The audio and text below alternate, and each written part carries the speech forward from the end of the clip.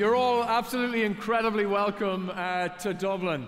I know people have traveled incredible distances from all over the world. We've got just over 22,000 attendees from more than 100 countries around the world. It's a far cry from 4 years ago when 400 people showed up to a very small venue in Dublin. So over the next 3 days, there's a kind of a core philosophy that underpins the Web Summit, and it can be summed up in 3 words. The first is people, the second is pints, and the last and the third is physics. I'm going to talk a little bit about that later today, or at least over the course of this afternoon. But I will say this, last night over 6,000 people went on pub crawls all over Dublin. Simultaneously were led by incredible hosts from Dublin City, from musicians to artists to Irish startups leading those pub crawls. In 2011, on one of those pub crawls, Travis, the CEO of Uber, ended up in Bruxelles pub, a bar in Dublin just off Grafton Street, and he shared a pint with Shervin Pishavar, an investor from the United States from Sherpa Ventures. And over the course of a pint of Guinness, Shervin decided that he was going to invest 26 million into Uber. And they left the pub crawl, they walked back to the Shelburne Hotel, they went to the business centre, and they printed out term sheets, and Travis signed on those term sheets and Shervin, and so began an incredible journey for Uber over the last number of years. At the time, they're only operating in 3 cities. They're now in over 200 cities around the world. So incredible things can happen, not just during the day at the Web Summit, but also at night. And I would really encourage you to embrace everything that Dublin has to offer after 5 p.m. every day, and to keep going for as long as you can, because sometimes some of the best conversations, the most valuable relationships are built after midnight in the pubs and bars of Dublin. So I hope you all really, really enjoy yourself over the next 3 days. You and I have had a number of conversations in the past, but it's been, at this point, just about 7 months since Facebook announced the acquisition. What's changed the most inside Oculus? So it's been a very exciting time for us to partner with such a big company and to really kind of supercharge our effort to make this a reality. And the biggest area that we focused on over the last 7 months has been recruiting. And that was one of the reasons that we even partnered with Facebook, was to really go out there and put the right investment in place and put the right structure in place that we could build this and take it to the consumer market. And so we've actually grown. We were 50 people at the beginning of the year. We're over 200 now. We're heading to maybe 250 or so. So that kind of growth is an incredible rate, and normally most companies don't grow that quick. That was a testament to the partnership. And also managing the culture along the way and the structure along the way to make sure that we don't break and we don't have any problems is something that Facebook's actually helped us with. So there's been a lot of growth. We've attracted some of the very best top talent engineers in the industry. And I think a big area that we're now able to focus on is research, R&D. So we're a startup going out there and building this product, but this is a brand new industry that's still at the very beginning, virtual reality, that we need to really focus on research, R&D. And typically it's pretty hard for a startup to have a whole separate research group while you're also trying to have a product group, and to attract some of the best researchers in the world to a startup is a challenge. So now with Facebook's partnership, it's been incredible who we've been able to bring on board, and we have a large and growing research group, one of the best research groups in the world. I've been asked to do an update on a presentation I gave last year, and the title is the Majority World Report. And the reason it's the Majority World Report is really because of this. When you look at how many people are now online, there are about 3 billion people online, and it's really sort of, 40–50% of the world's population is now connected. The surprising thing is that, for those of us like me who are very old, 44, been in this industry for 20 years, when I started in this industry, there were about 5,000 people who were subscribers to the largest ISP in the UK, and we had an American internet and we had a European internet. Now the network is really one that we don't actually know that well anymore. It's China, it's India, it's Brazil, it's Nigeria. I mean, who knew that there were more people online in Nigeria than in the UK? And all of the growth really is happening out there.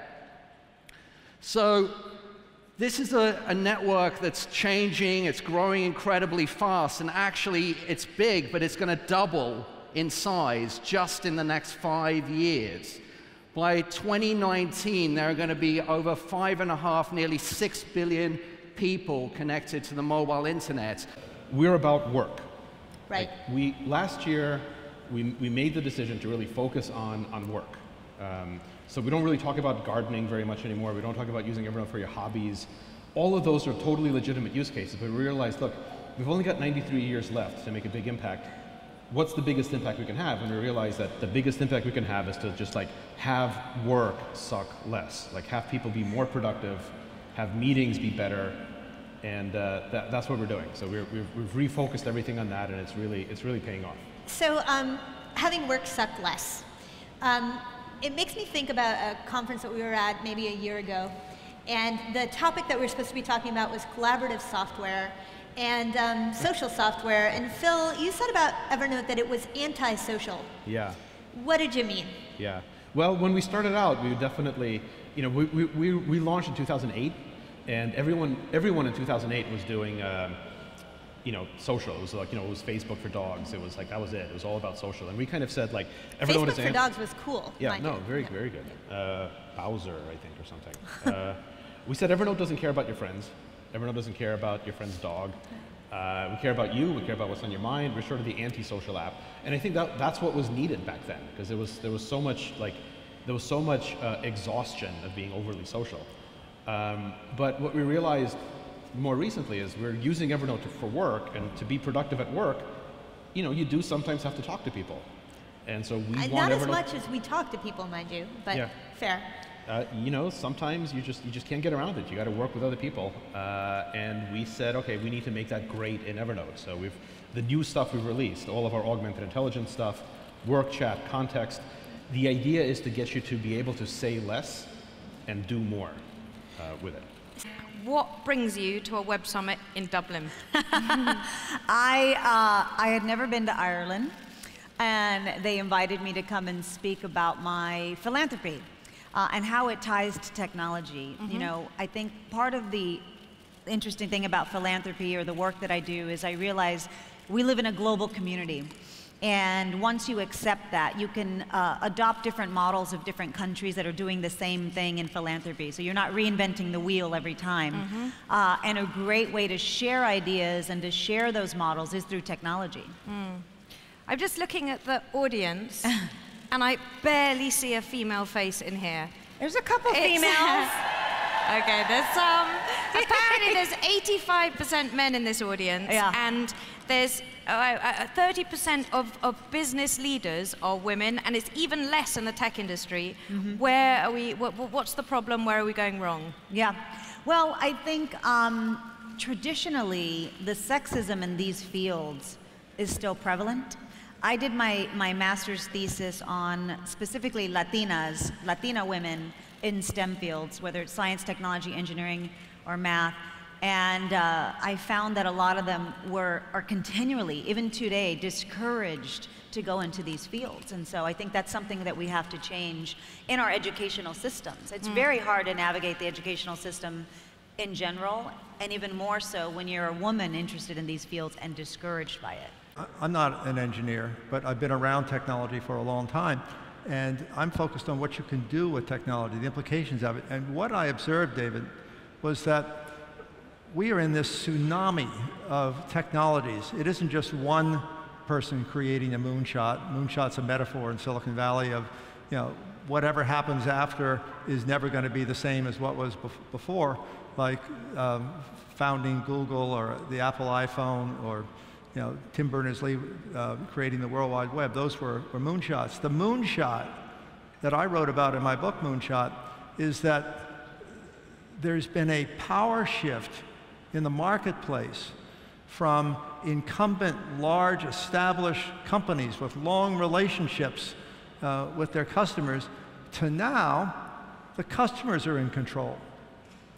And by that I mean that customers are paying more attention to what other customers have to say. Product ratings, referrals, linked messages, customers join communities of interest.